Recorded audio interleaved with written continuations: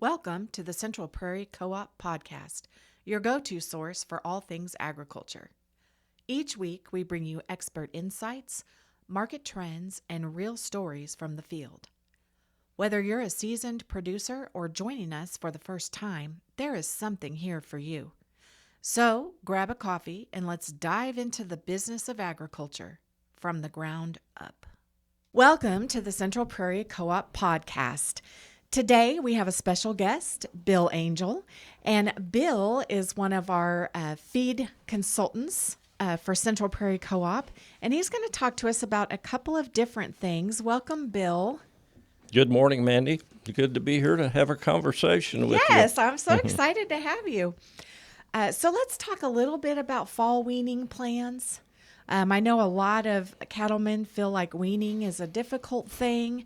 We have weaning options available. What are those options and what are some of the possible benefits? Yeah, I'm reminded, especially this year, of how little control we have over the weather and other factors, and how Mother Nature is really in control, and what a high level of flexibility it takes for producers to have to survive in this business. So as we think about fall weaning, and we hope that we'll get that done yet this fall. Right. It could in between the rain. It could run into wintertime, by the way. But we will get it done. I'm amazed at how our producers get work done. I mean that from the heart. It is truly phenomenal, the mountain of work that these guys start out with, and gals too, by the way, Yes. start out with, and they always get it done in pretty good shape. Fall weaning, though, for spring-born calves, we're talking about the harvest of those calves for our producers to get them into a marketable shape, really. And there are different things you can look at. The way I would verbalize that, Mandy, is that we're trying to get that calf ready for their next stage of life, which for a lot of calves, it'll be some kind of stalker operation, or possibly a feedlot if they're big enough to go that direction. But just to make that transition, because they're still babies. They're still attached to mama, the cow, in a very physical sort of a way. And it's time to think about how to make that transition to get them over onto more dry feed and less dependent upon the cow. So, Bill, how does our Central Prairie Co-op feed team help you with your strategy for getting those calves weaned? Well, I think like our producers, we are flexible, and thinking about other members of the sales team, whether it be Ken Schmucker, whether it be Jeff, or whether it be Corey here at Sterling, we would like to have the opportunity to have a conversation with producers to formulate a plan to try to figure out what is best for those calves and for the producer, and do that on their time frame, and so that it works best for them. We understand that one product or one program does not fit everybody, so it takes time to figure out really what does. So we look forward to having that conversation with producers to try to figure that out with them. So if I am wanting to wean and precondition calves for selling them, what should I be doing? I think one of the first things you need to do to come up with a plan is to include your local veterinarian, the guy that has made the medical recommendations for or gal. You need to talk to that doctor who has directed the vaccines and the different medications for those calves to try to figure out what will work best. Again, the only reason to do that is to put more money into the producer's pocket. So we know from experience that if the calves are better equipped to stay healthy through that weaning and transition phase, they're worth more to the next owner. And that's really what this is about. Now, they're worth more either because they stay healthy and they don't incur a huge veterinarian bill. The other thing is that we want them on a program that encourages those calves to gain weight. So if we can do both of those things, then we will achieve a higher level of profitability for those calves. There are different, and you asked us earlier, Mandy, but there are different ways to look at it.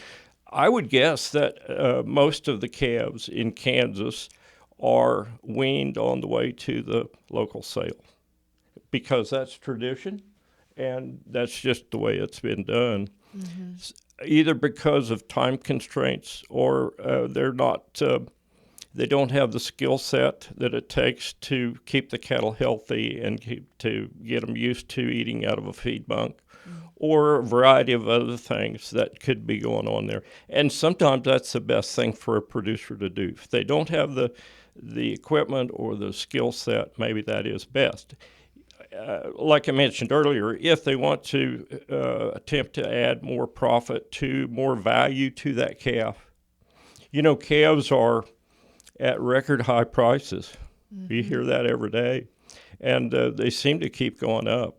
So if you think about what that cattle buyer, what's going through his mind, he's paying more money for feeder cattle than he ever has before. He wants them to stay healthy. He does not want to incur a lot. So a healthy animal and an animal that knows how to eat dry feed is worth more money to that feedlot operator.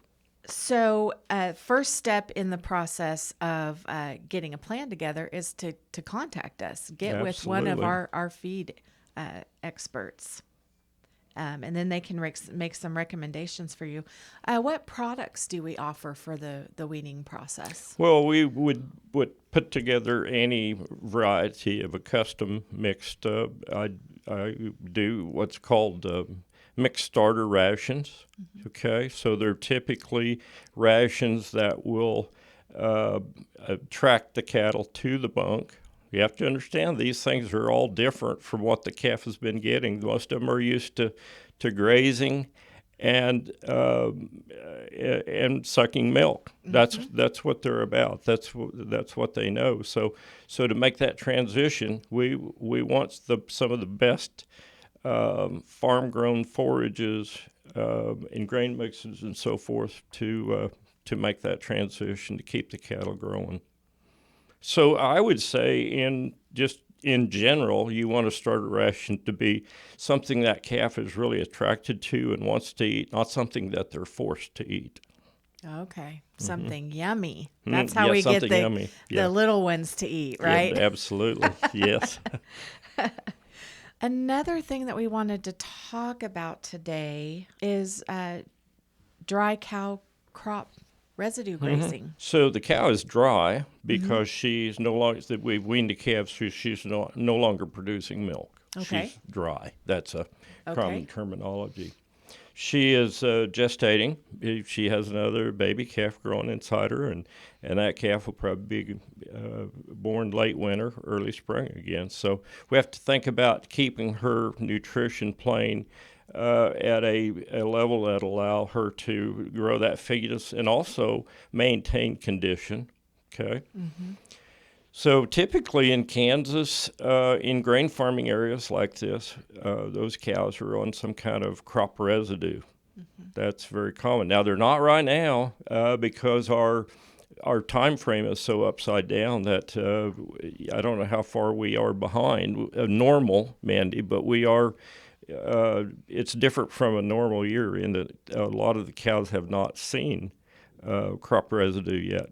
In most cases, there are still crops out there to be harvested. Yeah, that's true. We have not hardly even begun milo yet, and we're only about 65% through soybean harvest. So, harvest is ongoing. Oh, boy. And we're guessing it will be through about Thanksgiving. Yeah. Which is not your typical year in Kansas. So if we talk about just a couple of the things that cows need, or what is that plane of nutrition, we know that general nutrition plane is lower than it is when the cow is producing milk. We understand that. So a cow can get by on a lot of times on new milo or corn stalks for quite a while. When you get closer to calving, though, it's very important that you give that nutrition an uptick, and for sure have a supplement in front of those cows. Yeah, and we recommend not just a protein supplement, but a supplement that would also fulfill the mineral and vitamins. And most good supplements will hit all of those marks with one product. And we sell Smart Lick tubs, That's right, we do. and that's what some of those supplements are That's in. right, we do. Smart Lick is our leading brand here right now. And just a little bit of background information on the tubs. We handle two primary brands: Smart Lick, which is a cooked molasses, or a lot of people will say baked, but molasses is a primary ingredient in the Smart Lick tubs. And the manufacturing process, I should say, actually cooks the molasses out, so you end up with a product that is low moisture and fairly hard to the touch, as opposed to the other brand is Mentrate. I think most folks have heard about that before. Mentrate is a Mormon's feed brand. For folks that have been around and have some gray hair, they've probably heard of Mormon's brand. It's actually part of the ADM animal nutrition line of products now. It's different from the standpoint that it's a pressed feed. So when you look at Mentrate, it looks like feed. It would look like feed that would come out of a feed mill, except it is mechanically pressed into a tub to make it hard. So there's no cooking process. It's simply pressed into a tub. They tend to be a little more economical at purchase. And the other thing I see about Mentrate, as opposed to or compared to molasses products, is that cows will not spend a lot of time looking on a Mentrate unless they need it. So there's some economy involved in that press tub product. You guys will see, in fact, one of the comments that I get about Mentrate tubs, Mandy, is the guys will see cows when you first turn them out on milo stalks, and it's really good. There's a lot of usable fiber. There may be some grain out there that the cows can have access to, and the cows are walking around the tubs. They're not stopping to look at the tub. The reason is the cow knows that she does not need that at that point, and she would rather cruise around the field picking up the easy stuff. And when it's time that she needs protein or she needs those other nutrients, she will. Good to know. What other kinds of things should we do for those grazing cattle? As I mentioned, I think the main thing is cows are incredibly good at foraging and finding value in things that we would maybe just disc those stalks in, but they will pick around and find the good parts of that. So I think they do a pretty good job of taking care of themselves. But 60 days before your calving date, you need to put a much closer eye on that supplement program for those mother cows to get them in shape, because you do not want them losing weight at that point in time, and you want their minerals and vitamins up to snuff so that they're ready to have a calf and start off. That's when they have a calf, that is a huge draw on nutrition. So you've got to have them ready to go. Yeah. It's hard to catch up then. Any other pointers ahead of the cold season?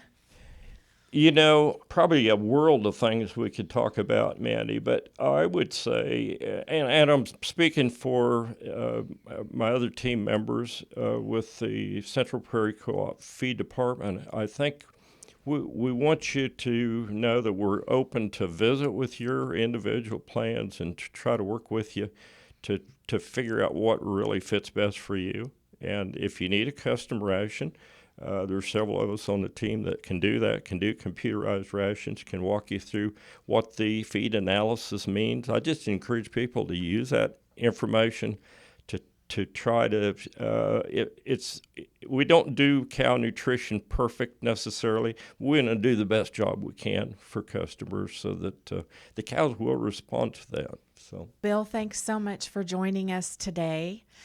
For our producers out there, give us a call if you need to get connected to a feed consultant. at 620-278-2141, and we will get you to one of our experts. Thank you for joining the Central Prairie Co-op podcast, where we talk all things ag from the ground up.